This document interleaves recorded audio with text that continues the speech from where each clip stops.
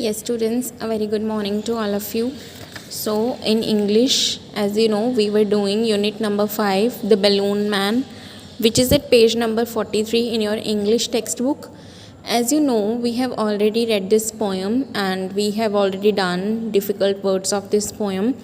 And some back exercise also we have done, just like page number 44.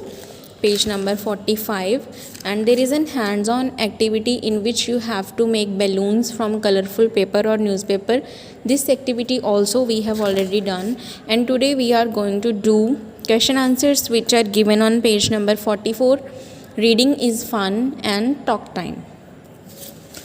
तो बच्चों, first question क्या है, where does the balloon man stand. तो हमने poem को पढ़ा है और हमें पता है कि बलून मैन जो थे वो कहाँ पे खड़े होते थे। ही always comes on market days and holds balloons a lovely bunch. क्या होता था मार्केट डेज़ में, मतलब बाज़ार वाले दिनों में, बाज़ार के मौसम में जो बलून मैन हैं वो आते हैं और उनके हाथ में एक सुंदर सा बलून्स का बंच होता है, गुच्छा होता है। And in the market square he stage का मतलब होता है रहना। तो मार्केट स्क्वायर में वो रहते थे। And never seems to think of lunch, और कभी भी ऐसा नहीं है कि लंच टाइम में हमें वो नज़र नहीं आएंगे या जो भी है, तो वो वहीं पे रहते थे, मार्केट स्क्वायर में ही वो खड़े रहते थे। ठीक है, तो फर्स्ट क्वेश्चन का आंसर होगा, where does the balloon man stand. The balloon man stands at the square of the market.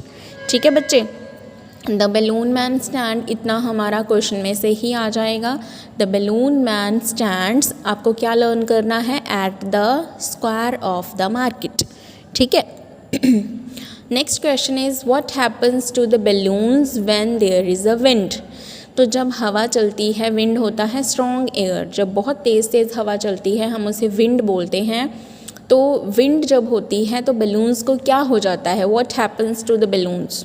So answer is the balloons fly here and there when there is a wind. तो जब हवा होती है, जो गुब्बारे हैं वो इधर उधर उड़ते हैं। आपने देखा होगा जब आपके हाथ में बैलून की स्ट्रिंग होती है तो जो बैलून है वो इधर उधर बड़ी तेज़ी से हिलता है और उड़ने की कोशिश करता है। अगर आप उसे छोड़ोगे तो वो आसमान में काफ़ी ऊपर तक उड़ जाएगा। Question number 3, what does the child like to see the balloon man do.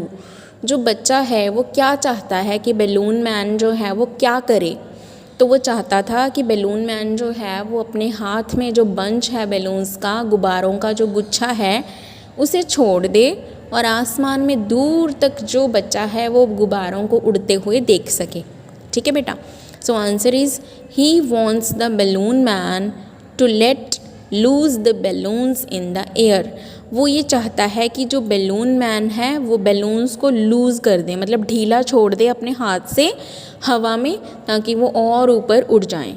ठीक है, question number 4, how high can balloons fly.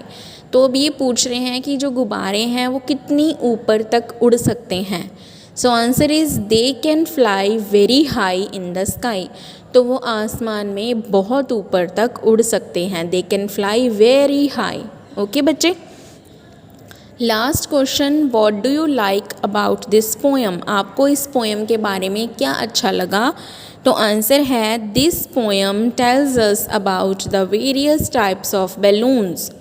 तो इस पोएम में हमें अलग अलग तरह के, बहुत अलग अलग डिफरेंट टाइप्स के बैलून्स के बारे में पता लगा है कि बैलून्स जो हैं वो कैसे होते हैं, कौन कौन से कलर्स के होते हैं, कितना उड़ सकते हैं, क्या प्रॉपर्टीज़ हैं, जब हवा चलती है तो बैलून्स को क्या हो जाता है। तो इस पोएम में हमें डिफरेंट टाइप्स के बैलून्स के बारे में पता चला है, तो इसीलिए हमें ये चीज़ पोएम की जो है वो अच्छी लगी। ठीक है बेटा, so these are your 5 question answers which are given at page number 44. look at this 1 2 3 4 and 5. In 5 questions को आप अपनी नोटबुक में लिखेंगे neat and clean hand writing में, और इन्हें लर्न भी करेंगे। नेक्स्ट वीक इनका टेस्ट होगा, मैं आपको डेट बता दूंगी किस दिन होने वाला है। तो फ़िलहाल today's class work is you have to write down these 5 question answers in neat and clean handwriting in your English notebook. Thank you and have a nice day to all of you.